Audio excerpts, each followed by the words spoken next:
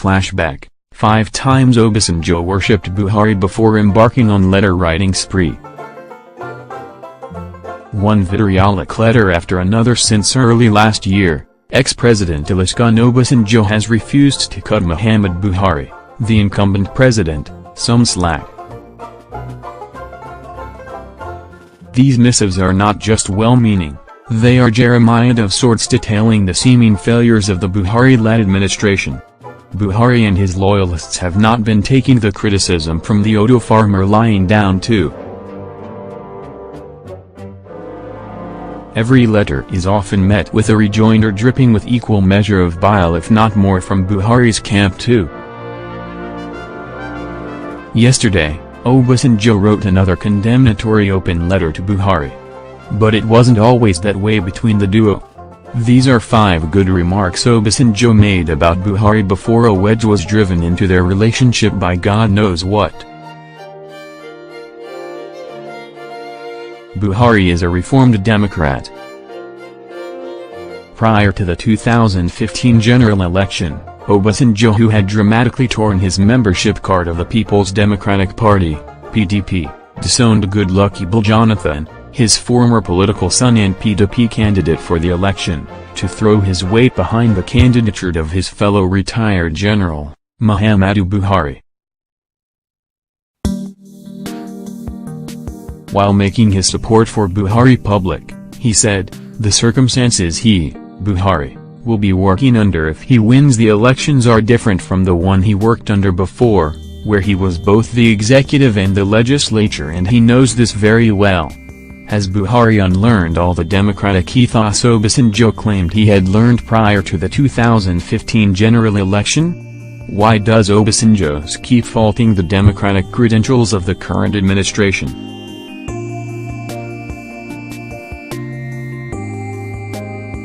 Buhari is smart, educated and experienced enough.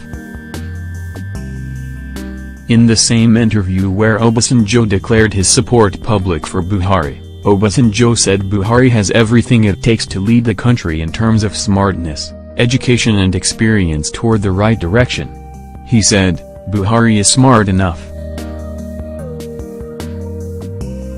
He is educated enough. Why shouldn't I support him?" Why, then, does Obasanjo keep questioning the competence of Buhari to retain the #1 seat in the country letter after letter? Why did he ask him to get people to read and explain the message to him in one of his letters?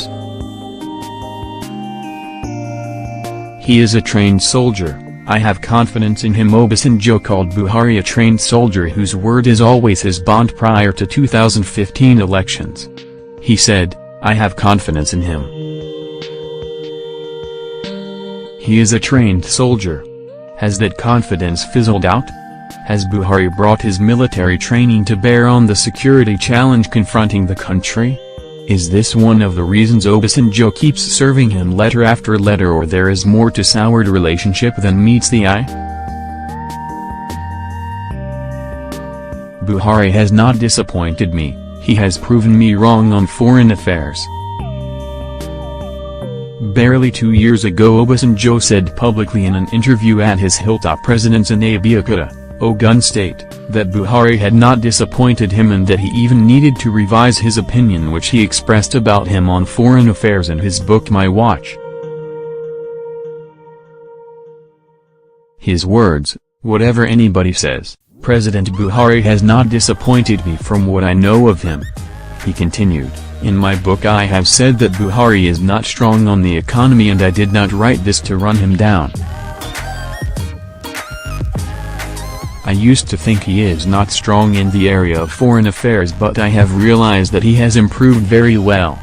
How come St. Matthew has failed to single this out for commendation in his series of epistles?